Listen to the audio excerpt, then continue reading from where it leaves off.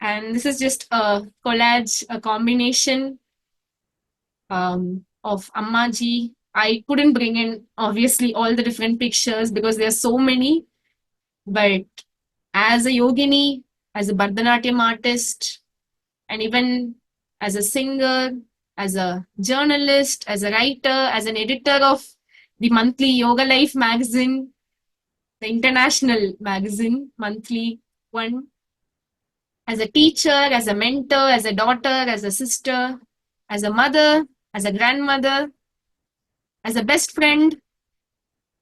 She was really an epitome of every good quality that I could think. And here I would just like to take a few moments to also bring in another side. That all I showed you now is what I learned from the classes I had with Ammaji, the different interactions I had with Ammaji. But then Ammaji also happens to be my grandmother, my father's mother. So then we also have a personal bond, we have a personal connect. And she's the one that lifted me when I was born on June 21st, 2003. And I think she was the happiest person when I was born.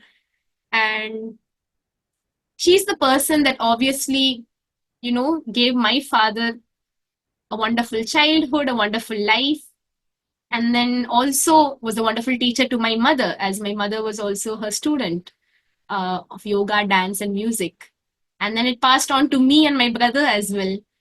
And everything that me and Anandraj showed today, the good side, I would only give her the credit for the good side because every accomplishment that we have done so far and that we are able to do today and keep going, everything I would say, I would give the full credit to Ammaji, obviously from my side.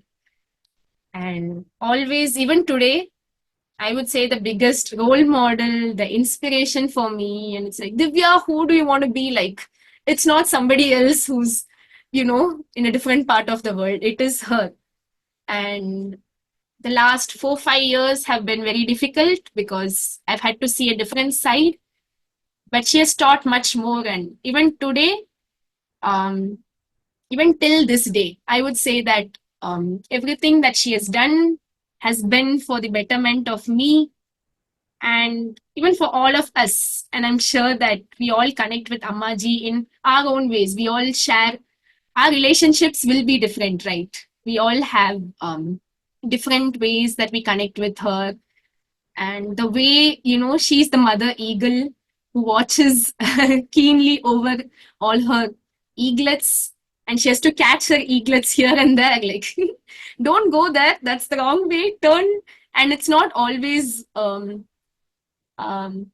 push. At times, you'll be like, Ammaji, why are you doing this? And I remember different occasions where I'm like, why is she always, poking me? And today it makes sense. And I know 10 days, 10 years down the line, it will make even more sense because I'll have a bigger realization of that. But as a person, and Ammaji has always been a big inspiration because she would do so much, I tell you. She would be this one woman army and everything. Seriously, I'm like, even 5, 6 people sitting together for sure couldn't do what she did as one person. And even today, I'm sure that she's doing so much and that it's beyond maybe my realization level. But the way she would carry on stuff, be it the ashram, be Yoganjali Natyalayam, the way she interacted with people, the way she would conduct the events throughout the year, be it an annual day or a dance drama of Yoganjali Natyalayam, be it interacting with the staff in the ashram and Yoganjali Natyalayam, be it conducting the courses, because we had 6 months intensive courses, which was not easy, right? Even for the students, it was not easy. For her, it was not easy. So the way she conducted all of that, and even dealing with us. So she had to raise me and Anandraj, and I don't think we were very easy as well. We had our own set of tantrums and complaints that would come and all of that. And never once did she show her pressure that she had, maybe come it from work or running the institutions and all of that. She never There was never a day where she would be like, okay, Divya Nandagan, just do your stuff. I cannot be with you today. It was never like that. Every day when I came back from school or when I came back from yoga class or dance class, she would always be there to welcome me. She would always make sure that, we had enough snacks or, those delights, and we would always receive incentives. And I remember that every morning, if I did yoga, she would give me a small piece of Kit Kat. And I would do yoga just because I wanted that Kit Kat. So it was even as small as that. And her continuous ways of motivating, and she would always take me to different events as well to meet different people. And she would make sure, be it a competition at school or Yognat, she would be there to guide me. She would be training me, and she would wake me up early in the morning and say, read your speech. And I would be there sitting and, sleeping. And then she would take her ginger tea in a hot cup and, do that slowly so that, I would wake up and make sure that I was always doing my best. So the things that I would say that have really inspired me is Ammaji's endurance, I would say, to keep going. Whatever happened, she would be on her path. And as the people in Pondicherry would refer to her, the woman in a sari, driving the scooty. She was the first woman in Pondicherry wearing a sari to drive a scooter. So that's something that many people consider as really special. And even today, when they see her, they tell her that. And the fearlessness that she had, she would stand up for anything and everything if she felt it was wrong. And be it anybody on the opposite side, could be the most powerful person in town or in the country, she would stand up because she would always stand up for what's right, and she would keep going. And she always didn't just look at the betterment of herself, but always emphasized on the betterment of her students, of the people around her, and also for entire humanity. And she made sure that the teachings went on.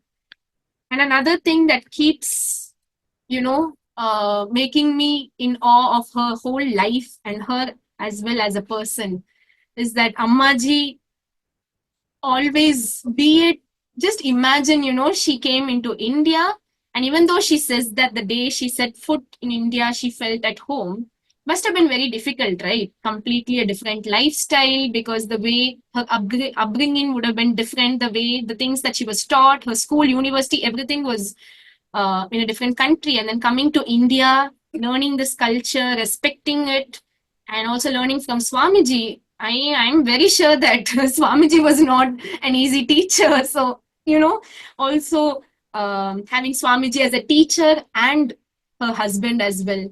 And then raising Dr. Sir, and also having the different struggles that they had, be it at Kamli Swami Madam, and also maintaining the ashram, and then having Yoganjali Natyalayam founded in 1993, and also making sure that things were always going, because even after the Mahasamadhi of Param Pujya Swamiji, Ammaji kept things going. And even today, everything, be it an annual day, a dance drama, I think I'm for sure that there might be one or two events that might have been postponed or something, but I'm very sure that Ammaji never cancelled anything because something happened, be it in her personal or professional life. So I would say her way of life itself is very inspiring. And she has also contributed the trilogy, the history of yoga, through her 2 volumes in the Rishi and Rakshasa. She has given, I think, everything in that. And how many ever times we read that, I don't think we'll get everything from that, but an attempt to look into her life. And for sure on YouTube and Facebook, you can come across different videos of her talks, her sessions. There might be small ones, and even we can find few videos where she's dancing and all of that. So I feel that just observing her and being with her has been the biggest blessing and teaching that I could receive in my life.